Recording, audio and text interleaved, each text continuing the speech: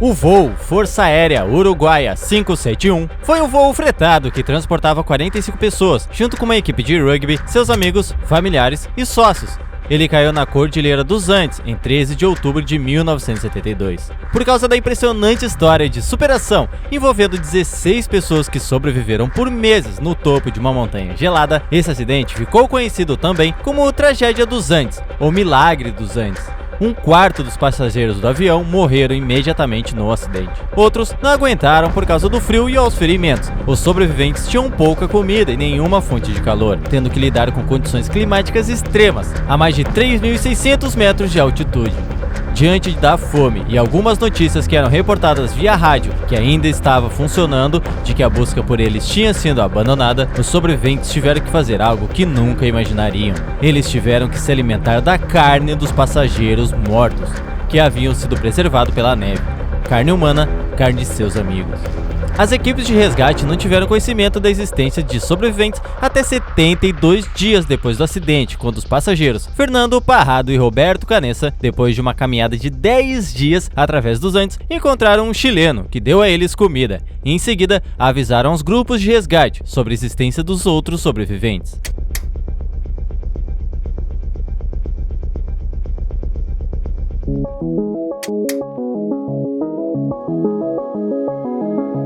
Em uma sexta-feira, no dia 13 de outubro de 1972, um turbo-hélice da Força Aérea Uruguaia sobrevoava a Cordilheira dos Andes, onde dentro tinha basicamente uma equipe de rugby para fazer uma partida no Chile. Só que a viagem já tinha acontecido estava acontecendo, o avião já tinha saído no dia anterior de Montevidéu, só que como ali o tempo mudou muitos ventos e tudo mais, eles tiveram que fazer uma parada forçada, eles tiveram ali que realmente ficar em Mendonça por um dia. Assim, quando realmente retomaram a viagem, eles tiveram que voar ao sul de Mendonça, que fica paralela aos Andes, e depois virar ao oeste na direção das montanhas. Então, eles teriam que voar através de uma passagem chamada Planchon, voltar para o norte e depois iniciar uma descida para Santiago e depois passar por Curicó, ou seja, uma viagem com várias coisinhas, com muitas nuances, com muitas coisas que realmente tinha que saber muito pilotar e muito do local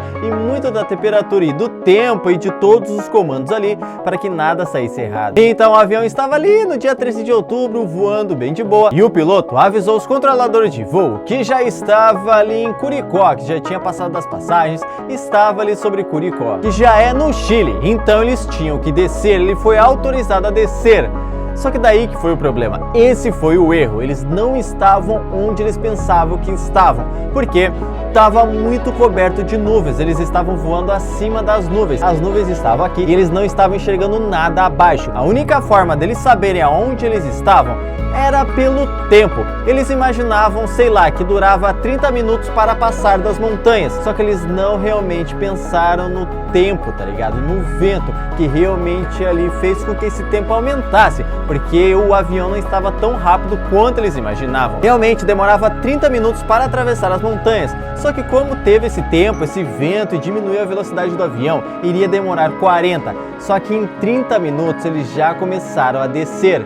E eles estavam ainda no meio das montanhas. Então não teve o tempo necessário para realmente atravessar as montanhas e foi aí que tudo aconteceu. Eles não foram tão longe como eles pensavam que estavam. A curva e descida foram iniciadas muito cedo, antes que o avião tivesse passado através das montanhas, mergulhando na cobertura de nuvens enquanto ainda sobrevoava as montanhas. O turbo-hélice caiu próximo a um pico sem nome, que mais tarde foi batizado como Monte Seller, setor correspondente à fronteira montanhosa entre o Chile e a Argentina. O avião atingiu um pico a 4.2 mil metros, ou 13,8 mil pés. Simplesmente separou a asa direita, que foi jogada para trás com força, cortando o estabilizador vertical, o que deixou um buraco na parte traseira da fuselagem do avião, o que não é nada bom. A aeronave então acertou um segundo pico, que separou a asa esquerda. Uma das hélices cortou a fuselagem conforme a asa foi separada. Na sequência, a fuselagem bateu no chão e deslizou por uma encosta íngreme da montanha antes que finalmente chegasse a descansar num banco de neve.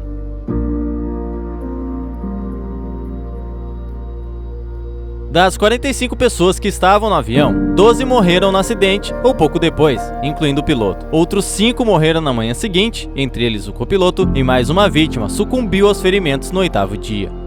Os 27 sobreviventes restantes enfrentaram sérias dificuldades em sobreviver por causa do congelamento no alto das montanhas. Muitos tinham sofrido ferimentos do acidente, incluindo as pernas quebradas nos assentos da aeronave empilhados juntos. Os sobreviventes não tinham equipamentos para o frio, como roupas para o frio e calçados para montanhismo adequados para aquela área, ou até óculos de proteção, porque você pode ficar cego por causa da neve.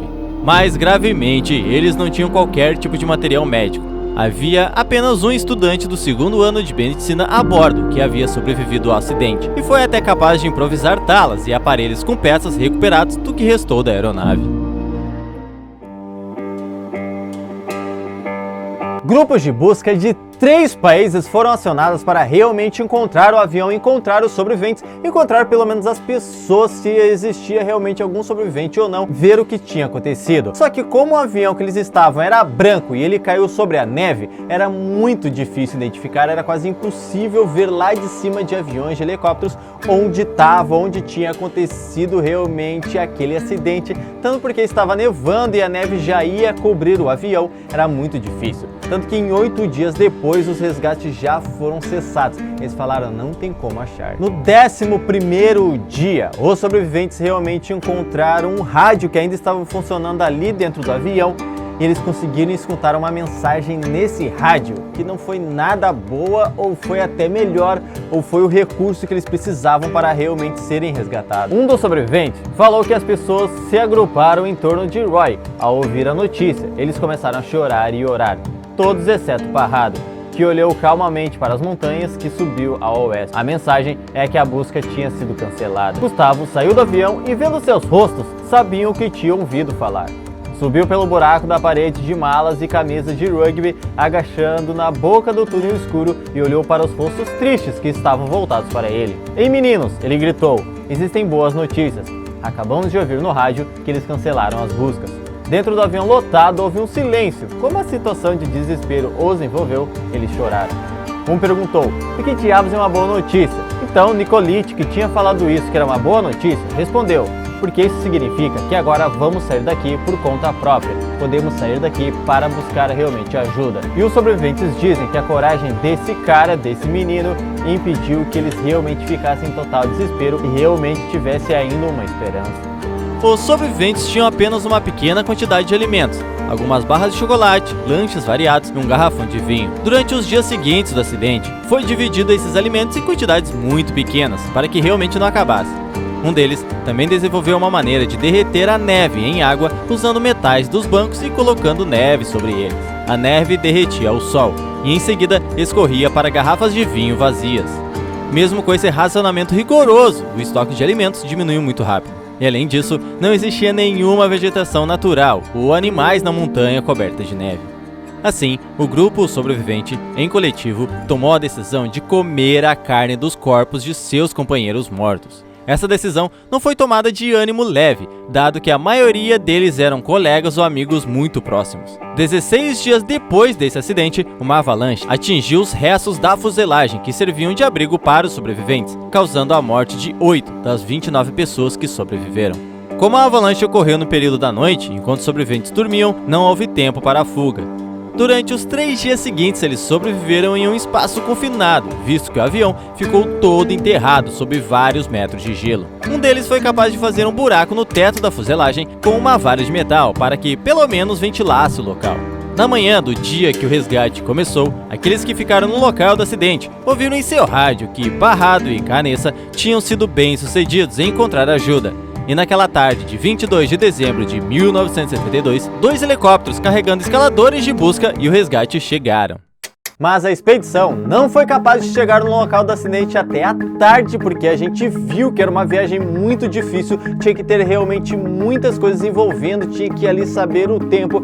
Cara, é uma viagem muito difícil, realmente. Eles não chegaram até o local lá, mesmo sabendo onde era o local, eles não conseguiram chegar até a tarde. Tanto que os 2 helicópteros que foram só conseguiram realmente resgatar metade dos sobreviventes, porque o tempo ainda estava muito ruim. Normalmente em locais assim o tempo é bastante ruim mesmo, é muito vento, é muita neve, é muita coisa acontecendo. Então esse primeiro grupo foi realmente sobreviventes e ficaram os outros lá ainda um dia. Tiveram que dormir de novo no mesmo local, na fuselagem do avião ali. Mas na manhã seguinte, no dia 23 de dezembro de 1972, houve uma outra expedição. 2 helicópteros de novo foram lá para pegar o resto dessa rapaziada que tinha ficado ali ainda. Todos esses sobreviventes, obviamente, foram parar no hospital. Eles foram ali para ver o que tinha acontecido com eles, como estava o corpo deles, se tinha alguma coisa realmente.